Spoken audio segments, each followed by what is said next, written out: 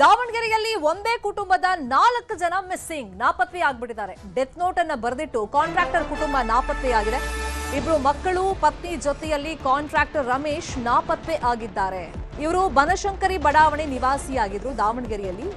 KB Ramesh Kumar, ಪತ್ನಿ 36 ವರ್ಷದ ಜಯಶೀಲ, 9 ವರ್ಷದ ಪುತ್ರ ಹಿತೇಶ್, 3 ವರ್ಷದ ಪುತ್ರಿ ಪ್ರೇರಣಾ ನಾಪತ್ತೆಯಾಗ್ಬಿಟ್ಟಿದ್ದಾರೆ. ಆಗಸ್ಟ್ 14ನೇ ತಾರೀಕು ಪೋಷಕರಿಗೆ ಕರೆ ಮಾಡಿದ್ರು ರಮೇಶ್ ಕುಮಾರ್ ಅಂತ ಹೇಳಿ ಮಾಹಿತಿ ಇದೆ. ರಜೆ ಇದೆ, ನಾವೆಲ್ಲ ಬೆಂಗಳೂರಿಗೆ ಹೋಗ್ತಾ ಇದ್ದೀವಿ ಅಂತ ಹೇಳಿ ತಾಯಿಗೆ ಮಾಹಿತಿ ಕೊಟ್ಟಿದ್ದಾರಂತೆ. ಕಳೆದ 6 ದಿನಗಳಿಂದ ರಮೇಶ್ ಫೋನ್ ಸ್ವಿಚ್ ಆಫ್ ಬರ್ತಾ ಇದೆ.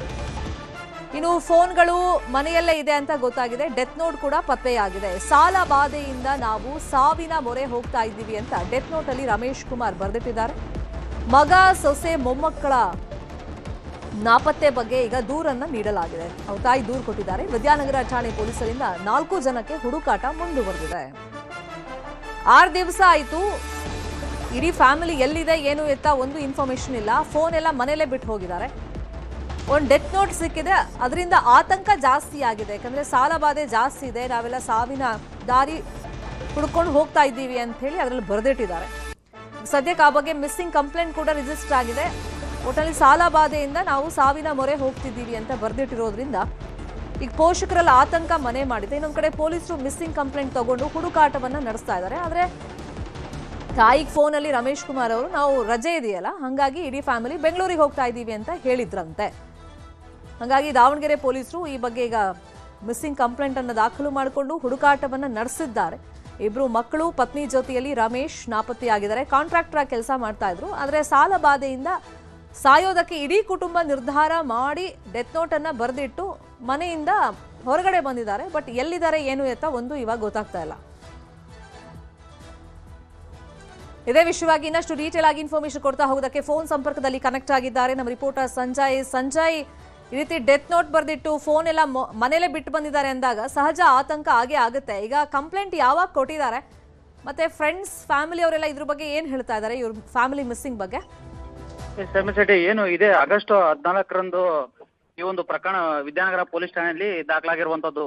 ಏನು ದಾವಣಗೆರೆಯ ಬನಶಂಕರಿ ಬಡಾವಣೆ ನಿವಾಸಿಗಳಾದಂತಹ ರಮೇಶ್ ಕುಮಾರ್ ಹಾಗೂ ಪತ್ನಿ ಜಯಶೀಲ ಹಾಗೂ ಈ ಪುತ್ರ ಪುತ್ರಿ ಈ ಚಿಕ್ಕ ಮಕ್ಕಳು ಇಬ್ಬರು ಕೂಡ ಒಟ್ಟು 4 ಜನ ಒಂದೇ ಕುಟುಂಬದವರು ನಾಪತ್ತೆ ಆಗಿರುವಂತದ್ದು.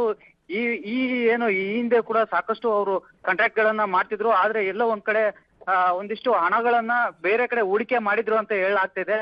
ಈ ಹಣ ಲಾಸ್ ಆಗಿರೋದ್ರಿಂದ ಈಗ ಭಯಭೀತರಾಗಿ ಅವರು ಕೂಡ ಸಾಕಷ್ಟು ಸಾಲ ಮಾಡಿದ್ರಿಂದ ಸಾಲ ತೀರಿಸಲಾಗದೆ ಒಂದು ಡೆತ್ ನೋಟ್ ಅನ್ನ ಬರೆದಿಟ್ಟು ನಮ್ಮನ್ನ ಯಾರನ್ನೂ ಹುಡುಕಬೇಡಿ, ನಾವು ಹೋಗ್ತೀವಿ ಅಂತ ಹೇಳಿ ಕೊನೆ ಏನು ಅವರ ತಾಯಿಗೆ ಒಂದು ಕರೆಯನ್ನ ಮಾಡ್ತಾರೆ. ಕರೆಯನ್ನ ಮಾಡಿದಂತ ಬಳಿಕ ಏನು ಅವರು ಅದೇ ಫೋನ್ ಅನ್ನ ಮನೆಯಲ್ಲಿಟ್ಟು ಅದಲ್ಲದೆ ಕೂಡ ಯಾವುದೇ ವೆಹಿಕಲ್ ಕೂಡ ತಗೊಂಡು ಹೋಗೋದಿಲ್ಲ. ಕಾರ್ ಕೂಡ ಇರುತ್ತೆ, ಕಾರನ್ನು ಕೂಡ ಮನೆಯಲ್ಲೇ ಬಿಟ್ಟು ಅವರು ನಡ್ಕೊಂಡು ಹೋಗಿರುವಂತದ್ದು. ಸೊ ಒಂದಿಷ್ಟು ದೃಶ್ಯಗಳು ಲಭ್ಯವಾಗಿದೆ ಅಂತ ಹೇಳಿ ಸದ್ಯಕ್ಕೆ ಪೊಲೀಸರ ಮಾಹಿತಿ ಪ್ರಕಾರ ತಿಳಿದು ಬಂದಿರುವಂತದ್ದು. ಈಗ ಕೂಡ ಏನು ಮನೆಗೆ ಬಂದು ನೋಡಿದಂತ ಸಂದರ್ಭದಲ್ಲಿ ಎಲ್ಲಾ ಫೋನ್ಗಳು ಇರುತ್ತೆ, ಅವರ ವೆಹಿಕಲ್ಗಳು ಇರುತ್ತೆ. ಆದ್ರೆ ಎಲ್ಲಿ ಹೋಗಿದ್ದಾರೆ, ಯಾವ್ದ್ರಲ್ಲಿ ಹೋಗಿದ್ದಾರೆ ಅಂತ ಇದುವರೆಗೂ ಪತ್ತೆ ಇಲ್ಲ. ಹಾಗಾಗಿ ಈಗ ಪೊಲೀಸ್ ಠಾಣೆ ಮೆಟ್ಲೆ ಇರುವಂತದ್ದು. ಹೀಗಾಗಿ ಏನು ಸಾಕಷ್ಟು ವಿಚಾರಣೆ ವೇಳೆ ಸಾಲ ಬಾಧೆಯಿಂದ ನೋವನ್ನು ಅನುಭವಿಸ್ತಿದ್ರು ಅಂತ ಹೇಳಿ ಈಗ ತಾಯಿ ಸದ್ಯಕ್ಕೆ ಪೊಲೀಸರಿಗೆ ತಿಳಿಸಿರುವಂತದ್ದು. ಶರ್ಮಿತಾ ಶೆಟ್ಟಿ, ಫೈನ್. ಅಂದ್ರೆ ಈಗ ಸಾಲ ಬಾಧೆ ಇತ್ತು ಅಂತ ಗೊತ್ತಾಗಿದೆ. ಅಂದ್ರೆ ಏನಾದ್ರೂ ಲಾಸ್ ಆಗಿತ್ತಾ ಇವ್ರಿಗೆ? ಎಷ್ಟು ಸಾಲ ಮಾಡ್ಕೊಂಡಿದ್ರು ಅದ್ರ ಬಗ್ಗೆ ಮಾಹಿತಿ? ಅಂದ್ರೆ ಟ್ರೇಡಿಂಗ್ ಕಂಪನಿಯಲ್ಲಿನ ಹಣವನ್ನ ಹೂಡಿಕೆ ಮಾಡಿದ್ರು ಅಂತ ಹೇಳಿ ಈಗ ಪೊಲೀಸ್ ಮೂಲಗಳ ಪ್ರಕಾರ ತಿಳಿದು ಬಂದಿರುವಂತದ್ದು. ಹೀಗಾಗಿ ಆ ಟ್ರೇಡಿಂಗ್ ಅಲ್ಲಿ ಒಂದಿಷ್ಟು ನಷ್ಟ ಉಂಟಾಗಿದೆ, ಸಾಕಷ್ಟು ಜನರ ಬಳಿ ಸಾಲವನ್ನ ಪಡೆದಿದ್ರು ಅಂತ ಹೇಳಿ ಈಗ ಮೇಲ್ನೋಟಕ್ಕೆ ತಿಳಿದು ಬಂದಿರುವಂತದ್ದು. ಈಗ ಸದ್ಯಕ್ಕೆ ಇನ್ನು ಅವ್ರು ಎಲ್ಲಿದ್ದಾರೆ ಏನು ಅನ್ನೋದ್ರ ಬಗ್ಗೆ ಯಾವುದೇ ಮಾಹಿತಿ ತಿಳಿದು ಬಂದಿಲ್ಲ. ಹೀಗಾಗಿ ಪೊಲೀಸರು ಕೂಡ ಒಂದು ತಂಡವನ್ನ ಮಾಡಿ ಅವರ ಹುಡುಕಾಟಕ್ಕೆ ಬಿಟ್ಟಿರುವಂತದ್ದು. ಶರ್ಮಿತಾ ಶೆಟ್ಟಿ, ಫಾಲೋ ಅಪ್ ಮಾಡೋಣ ಸದ್ಯನ. Thank you Sanjay.